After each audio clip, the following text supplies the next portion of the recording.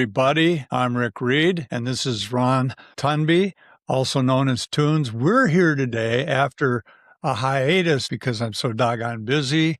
I'm coaching baseball. My oldest son got married, and I went to Nashville with my wife for a 30th wedding anniversary.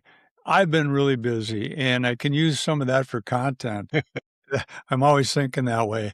But Ron, it's so good to see you again. Good to see you, Ron Tunby. And how are you doing? I'm doing terrific. Absolutely terrific. It's been a pretty good spring so far, and I'm looking forward to a great summer with a lot of music and fun and family and friends. Yeah, and we're both sporting our home teams here. We've got the Minnesota Gophers on my head, and Ron, he's got the Minnesota Twins. Still a Twins fan. Oh, you're a true fan because they're going through a rough start. Ron, what are we going to talk about today? I know what it is, but tell the viewers and listeners. Our TV watching habits of the 50s and 60s. I was born in 54. So I was 16 when the 60s ended, but that was a real good. I mean, it was much fun as friends and family and things like that I had, but a lot of TV watching. I still watch some of the same shows today. Yeah, I'm a 1957 model. I might creep a little bit into the 70s, but the heyday was the 60s, the mid-60s, maybe even a little early 60s for me. One tidbit, Ron, this is 2026, so that means that the first boomers have just turned or are turning 80 years old this year. So keep that something. Hats off to them. We're mid-tier boomers, but respect them. We're going to give 5 of our favorites each. And we get some honorable mentions and maybe a clunker or 2 at the end. I'm going to start with you, Ron. What's your first favorite show that you go to? Well, I got to say, and up until just recently, this has always been my favorite TV show. And it's the Andy Griffith Show. With Andy Griffith, Sheriff Andy Taylor, and Barney, and Opie, and Aunt Bee, and the characters. And I don't know. I guess it was. I mean, I'm not the only one that loved it. Honestly, I think it was a perfect show. Now, I didn't care for it once it got colorized and Barney was gone. It ran from 1960 to 68. Yeah, and it's still on several times a day here on cable TV. And I don't watch it right now. Well, I don't, but I know them by heart. I mean, I've seen each show, I'm sure 30, 40 times at least. Anyway, yeah, Andy Griffith. I loved it. Yeah. I even want to, at some point, travel to North Carolina, not just for that, because we haven't spent a lot of time on the East Coast, but I wouldn't mind going to Mount Airy. Apparently was the real town that they modeled the Mayberry after. Yeah, Andy Griffith. Now, Ron, is this one of the shows that your whole family watched together, or? I'm sure we did, but see, growing up, my older brother was 7 years older, and my sister was 3 years older. My mom really didn't care for TV much, maybe a few shows during the week that she'd watch with us. I just remember watching a black and white TV. I don't think we had a color TV till the late 60s. My dad I'm sure would watch Andy Griffith with me, but I was probably in my own world and watching it. All right, I'll go with mine. And this was very tough for me because I watched a lot of TV growing up. I was the oldest child, so if the TV was free and I had nothing going on, I usually got first choice out of the 6 kids of what to watch, which they think is highly unfair. And I just think it's fortunate for me. Sure. Seriously, a lot of Westerns we watched, and I might lump them together, but I'm gonna say Bonanza, just because of the longevity. It was 1959 to 1972, and it too became colorized, and I actually enjoyed the colored ones, but I like the black and white ones as well. It's just like turn the page. Oh, it's still good. I didn't like it after Haas died. I think they should have pulled the cord then. Dan Blocker passed away, and they kept it going, and it just didn't mean as much to me. But boy, those early shows were pretty good, well written, and I like the combination of the actors. As a little kid, I always thought of Adam as kind of a bad guy, but he wasn't. He was just the serious one, and he wore a darker hat. And what about Westerns, Ron? The bad guys wore the black hats. Sure, yeah, you bet. And he was the oldest son, right? Yes, he was. Yeah. Architect, and He designed the actual Ponderosa house, and he was the more serious, level-headed brother of the group. And it's interesting. I wondered how many times, I thought I read somewhere that little Joe got shot so many times. Don't quote me on this, but it could have been like 18 times over all the years. Really? But he always recovered.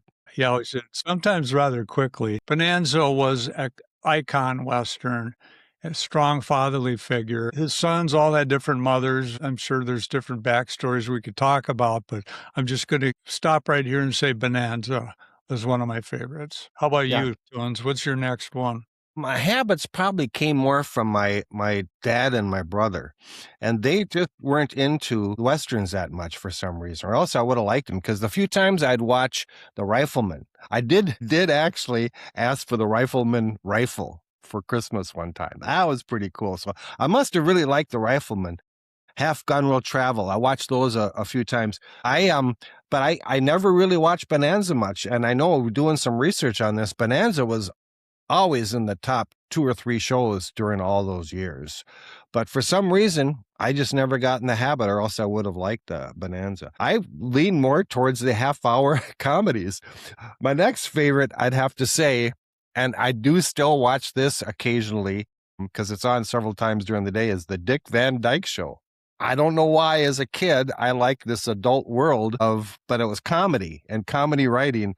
And I guess I just thought it was fun and silly. And to this day, I pretty much know all the lines of all the shows. And I just watched one yesterday because my wife and I do separate things throughout the day. And she spends more time in the living room area, and she'll leave the TV on even though she's cleaning or doing something else.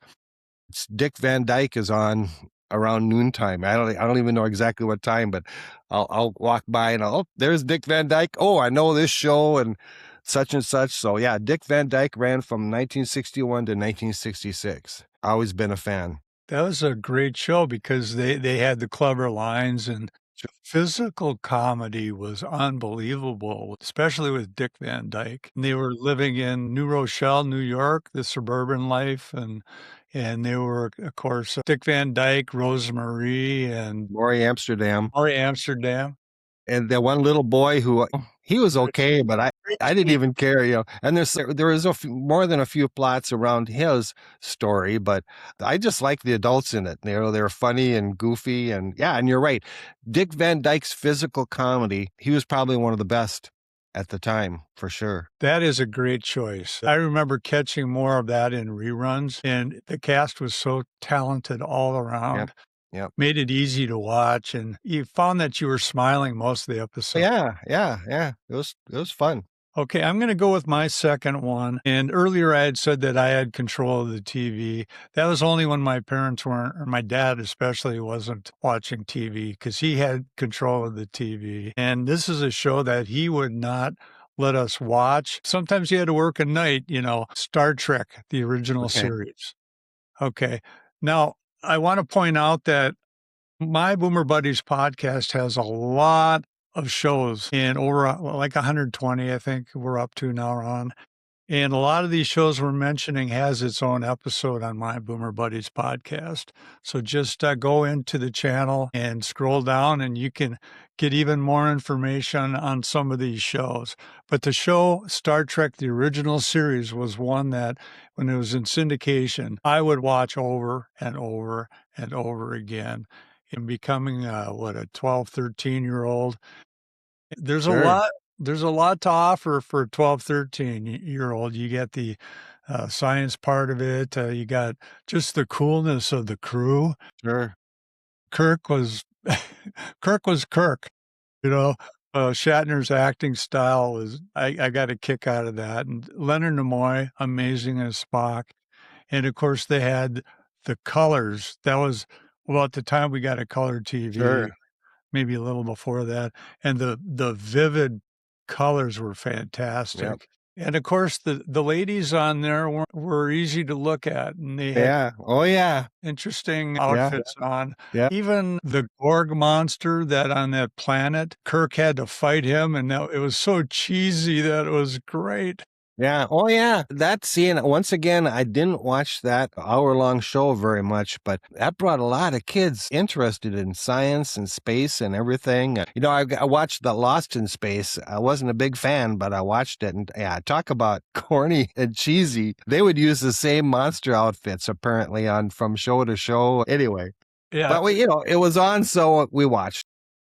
yeah. Dr. Smith on Lost in Space was he made me laugh even as a young kid. And just they had Will Robinson on there. Billy Mooney played that part, and I thought he was pretty good. Just like on The Rifleman, you got the kid Mark. You relate Yeah. to those kids because I Sure. was Yep. about their age, Yep. Yep. maybe a little younger. Yeah, that's what sucks you in. And Lost in Space had those bright, vivid colors too. Yeah. And Judy was pretty to look at. Yeah, correct. But Yeah. Dr. Smith going against the robot, Dear. yeah, it was funny. So Star Trek, getting back to that, that's still a show I would watch today. A lot of these shows I would still watch today, and many boomers do. That's why a channel like Me TV on Right. cable is Yep. so successful. Yep. Your wife, Barbara, she keeps the TV on. I kind of do that too if I'm putzing around the house. Yeah. And Just background stuff. Yeah. I can recite lines too, Yeah. like Yep. you do. Yep. Yep. Yeah, Star Trek, I have that on my list. Okay, my next one, and once again, I thought this morning, I'll see if I think I can get it streaming, and I have been able to see it. Leave It to Beaver. I looked it up on our TV, and there was literally a Leave It to Beaver channel. It's nothing but Leave It to Beaver. Anyway, that's definitely in my top shows. We actually bought the DVDs, the first 2 seasons, about maybe 10 years ago. And I showed it to my grandkids and they liked it. Now, I think, that was when they were 5 and 7. Now, I think at this point, I don't think they'd care for it. But just nothing major, just predicaments that I could get myself into, and because I did a few times. But just the way the family dynamic handled themselves. Even June messed up a couple times and Ward messed up a couple times, but mostly it was the Beaver, sometimes Wally, but Eddie and Larry Mondello. Once again, I know the plots by heart, and there's one show in particular that actually brought me to tears. I won't, because Ward screws up on this show, and he admits that he's screwed up. Leave It to Beaver was definitely one of my favorite ones, and the fact that they have a Leave It to Beaver channel. And my best friend just actually told me a couple months ago he started watching it for the first time in probably 40, 50 years, and he goes, and I love it. Anyway, Leave It to Beaver. Okay, I'll jump in here now because Leave It to Beaver, I did a show on that. So you can Right? find that Yeah. if you go to the channel, and it's pretty thorough. I loved it for so many reasons. It was so relatable. It got criticized because it seemed so corny. Well, guess what? Give me that corny any day Yep. over Yeah. what we have in society now. June Cleaver, they made fun of her for wearing pearls while she cleaned. Well, Barbara Billingsley, the actress, she had a big, right here, there's a deep indent, and she was very self-conscious about it. And so she wore pearls to cover it up. I didn't know that. If you watch that episode, there's a lot of stuff like that. The cast was good. Everybody had a friend like Larry or Gilbert or Eddie. Right. The frustrating part is Beaver was so gullible. He was just such a nice kid that he got sucked in. Like the time Ward and Beaver built this kite for the father-son kite contest. And, he got talked into going out and trying it. I think it was Gilbert by this time because Larry had left the show. They did overlap for a few episodes. But anyway, of course, it got crashed, and Ward was disappointed that he didn't respect the time they put into it and didn't listen. Watch the episode. It all worked out. Ward was a really reasonable father because he had an unreasonable father. Ward did. So he really tried hard with the kids. And don't forget Wally. Wally, he was a goofy kid, go up, take a bath. They throw turtle dirt in there to make it look like he jumped in. Yeah, exactly. Hey, Beav, give me some of that turtle. He was a conniving little kid, but a good kid, and he had to put up with Eddie. So give him a lot of pats on the back for that. You know, one thing I didn't notice until Barbara pointed it out when we were watching some episodes. Pretty much every episode had, in the middle of it, would have June in the kitchen doing something, preparing a meal, and Wally would walk in from school, and they would have about a minute or 2 minutes of just talking. And it's like every show had that, and it's like, wow. And it was always funny. And talking about June, yeah, people would say she wore pearls and she had the nice dress on. I never thought about that. I never, as a kid, I didn't think, well, how come she wears pearls and my mom doesn't? And they, and we had a pretty modest upbringing in Richfield, Minnesota, kind of a first ring suburb of Minneapolis. We had a one level Rambler with a unfinished basement and nothing special or anything. But it was comfortable. They had a big, huge house and everything, and but I never thought about that. As how come they have all this? And I always enjoy it, and I still enjoy it to this day. I still enjoy watching. Oh, and one of my favorite ones that talk about Beaver getting gullible and getting talked into things. My favorites was always him and Whitey going past the billboard and having that big cup of soup there that had steam coming out of it. This was in the early 60s. Yeah. And Whitey talked Beaver into going and seeing if there was really soup in that big bowl. The bowl was as big as a queen size bed, and maybe, not quite that big, but anyway, yeah. And that was a funny one. I could go on and on and on about Leave It to Beaver. Well, Ron, these episodes mainly came from observation from, I think it was Mosher and Connolly were Right. They They wrote most of them. They just observed their kids. And a lot of the episodes were things that those knuckleheads did. Sure. Yeah, and they were gems, and what a breeding ground for content to just watch your kids and plug in the characters. Eddie was just supposed to be a one-off character, and he became an important part of the show.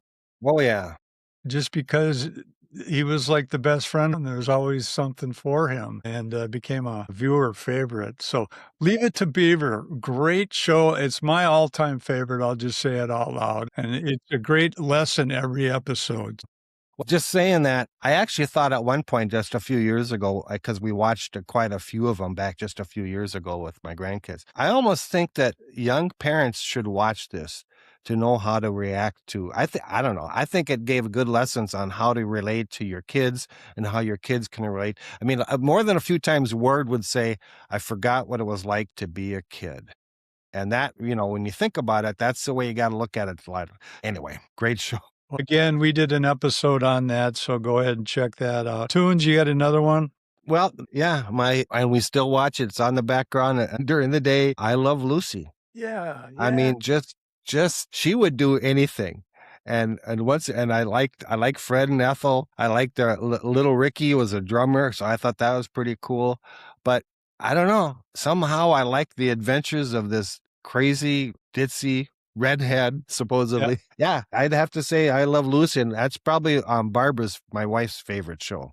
I remember watching it in the reruns and the Chocolate Factory and classic. So many. Fred and Ethel Mertz. I know as actors, those two didn't get along, but they had some good parts in the shows too. They did some really, really good things. Crazy. Ricky Ricardo. He was just that Latin guy that loved his music, and he did everything passionately. I liked his laugh too. That's a real good pick. I'm going to go to my next one, and I think it was more for the guy viewers out there than anything.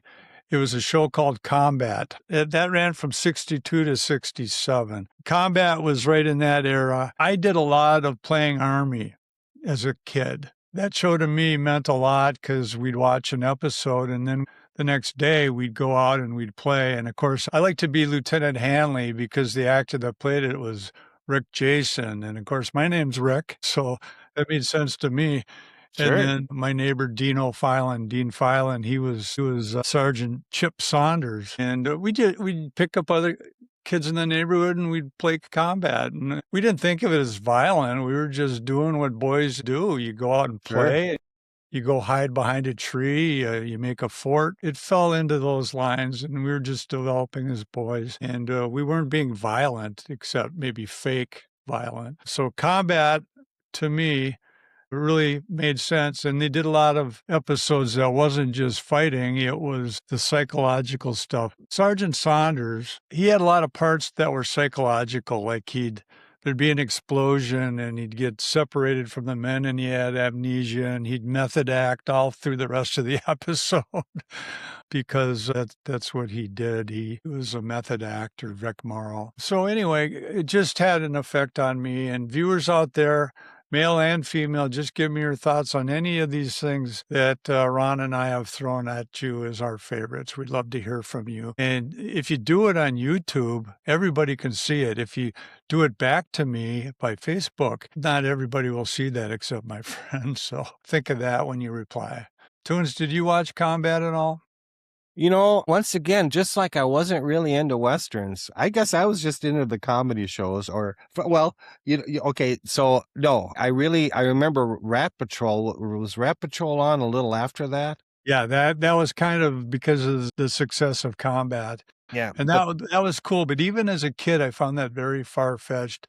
2 Jeeps with machine guns mounted on it, just driving through a whole company of Germans just seemed so far-fetched. Hit and run is one thing. Doing that, it worked every time, it seemed like. Yeah.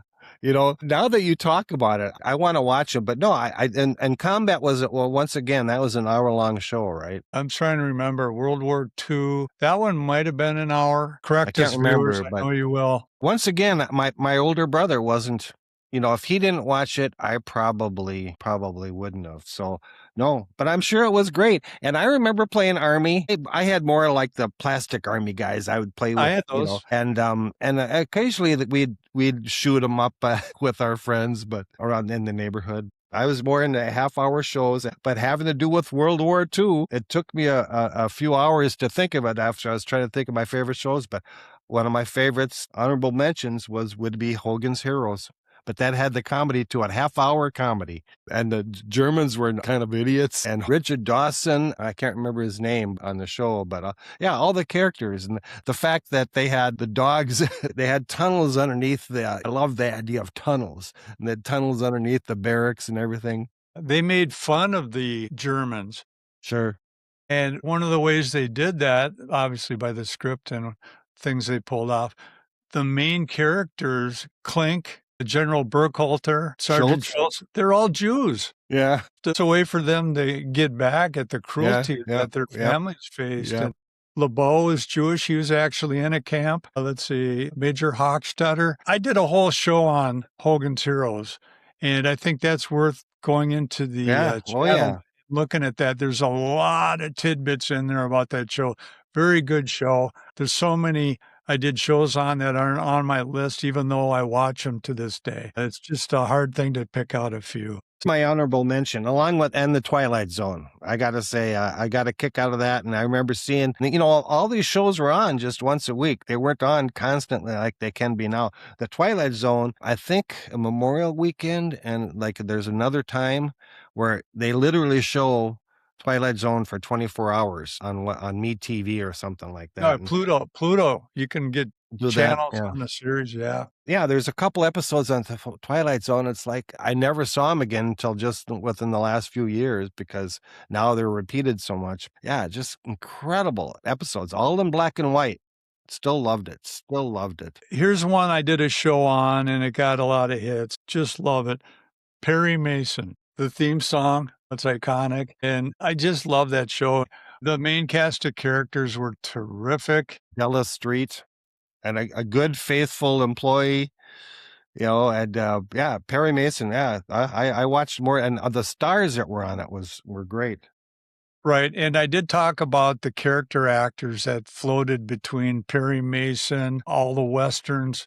They're the same people. They're the unsung heroes. Perry Mason would have the same character actor on 4 times over the years, playing different characters, and just amazing. But yeah, go to the channel and watch that episode too, because that has gotten a lot of mileage, a lot of clicks, and the good information in there as well. Perry Mason was a show that I could watch with my grandma because she loved the intrigue, the Oh, I bet. mystery, the whodunits. Well, she's long passed, but I wish I could tell her it was a joy to watch that show with her. And I will watch that show. It's on in the morning on MeTV, and it's on Right. at night, so you can get a double fix of that. 57, and I think what did it go to? 66, something like that. So that's a lot of episodes, and check those out. That to me and Leave It to Beaver are my go-tos that I still watch a lot. And you brought up Hogan's Heroes. I loved that Yeah. show. Yeah. Absolutely loved it. And that did go from black and white to color. And I Right. think color actually helped me enjoy it even more because they weren't dumb. They put vivid colors when they started recording in color. I have a few. I'll just kind of lump them together. Honorable mentions, Ron. The Wagon Trains, The Rawhide, Wild Wild West. We're going to do a show on that. I'm looking forward to that. I have an episode that talked about the spy, Man from Uncle, Get Smart, and we did Wild Wild West just so that we touched on it. But you, John Hayes, and myself are going to very soon do a full episode on Wild Wild West because what a format that was. Western, spy. Of course, they had the vivid colors too, and the whodunit, and the guest stars amazing on that show. Right. And still with a sense of humor. And so I started finally getting into some more hour-long shows.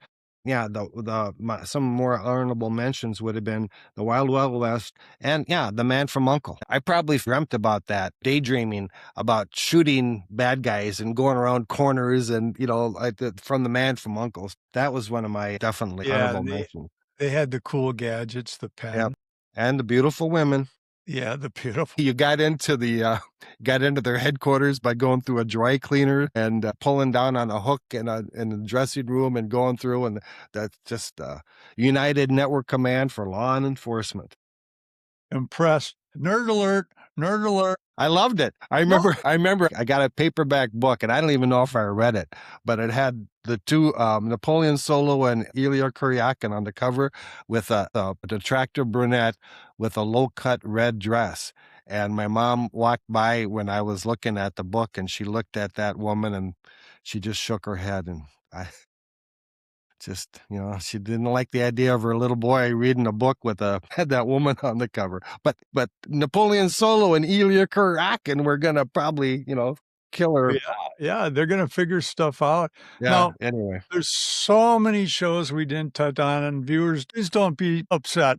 I mean, we didn't even touch on the Beverly Hillbillies, did we? Yeah, and I watched it all the time. Wasn't a big fan, but yeah, I mean, I watched it. I watched it like I Dream of Jeannie, Bewitched. Yeah. But you know what? Now, every now and then, I'll watch a Beverly Hillbillies, like even in the black and white, the first few years, and I still crack up. And it wasn't even one of my favorite shows, but now it's like, oh my God, it's maybe it's because it's so corny, but no, it had to have some cleverness to it. And anyway, yeah. Yeah, Petticoat Junction. There's so many shows that we're going to wrap it up, but I want to ask you, do you have a clunker show from back then that the one show I didn't care for probably was A Family Affair. They had the teenage girl and the two little kids, and I just thought they were kind of Buffy and Jody, and I'm sure I watched it. Mr. French, the butler. But I just couldn't relate to these kids living in the penthouse, with no mom. Yeah. So, but I watched it. But that would be a clunker for me. Yeah, I didn't really watch My Mother the Car. Even as a kid, I thought, what are you doing? Yeah. Yeah. My Mother the Car on one survey I remember was rated worst show on TV. And you know what? I probably watched it a bit, but no, I never really cared for it. That was Jerry Van Dyke, Dick Van Dyke's brother. I'm sure I kind of watched it, but no, I didn't really care for it. And you're right. I'd be remiss if I didn't mention some of the shows in my wheelhouse. You might have been a little too old by then, but Batman, The Monkees. I've got Batman written down. You're right. Monkees' first album was the first album I ever bought. Okay, there you go. I love the Monkees. Let me throw out, as a family, we would watch Ed Sullivan. Yes. And then you said relating to your grandmother, and we rarely watch things together, but my dad and I would watch Red Skelton. Do you remember that show? Well, that was a great show. My dad would love that, and I could still hear him laughing. And just going back to I Love Lucy, my grandmother and grandfather, my dad's mom and dad, lived in rural Montana, and they only came to Minneapolis once or twice. We usually went out there every year. And that's one thing I remember, about my grandmother, because she had 26 grandkids. Oh, Yes, I, was one of 26. And so we didn't spend a lot of time with her individually. But I remember watching I Love Lucy with my grandmother and thinking, that's so cool that grandma likes I Love Lucy. So, I mean, that's what, you relate to watching the shows with your grandmother. Yeah. All yeah. right. And both my grandparents, they would watch Lawrence Welk at our house once in a while. Yeah, that's what we did as a family. Watch Lord. Thank you, Bobby and Sissy, for that toe tapping a number. Yeah, that's what we watched with mom and dad on, was it Saturday night or Sunday night? Saturday night. I think it must have been Saturday because my Saturday. grandpa had a highball. Yeah. And Disney on Sundays. Yeah. With the family. So that's what we did as a family. And that is special, boomers out there, right? We got to do things that brought the family together. We used to eat at the dinner table together too. But no, we did things differently than is done today. Right. And I just cherish those memories and music, tunes, he's music, I'm music. And it brings back those, it's a cliche, but the good old days. We'd love to hear your comments. Anything, Boomer. Yeah, give us your top picks. Yeah. We'd love to hear it, and maybe we'll put together a show with your picks. Please do it on YouTube, your comments if you can. I'll take comments on DM and on Facebook too, but I prefer if you put them on YouTube. And we'll put something together. We so appreciate you. This hiatus was torture for me. I was so busy. It went pretty fast, really, but it's good to get back in the saddle, Aerosmith, back in the saddle with you all. And we really love that you watch and listen. And we love the comments. For Ron Tunes Tunby, I'm Rick Reed. Until next time, we'll see you around the block. For Ron Tunby, Tunes, I'm Rick Reed, my Boomer Buddies podcast. Until next time, we'll see you around the corner, neighborhood. Block. What is it? Block. Around the block. Okay, I'll do it again. I should keep that in.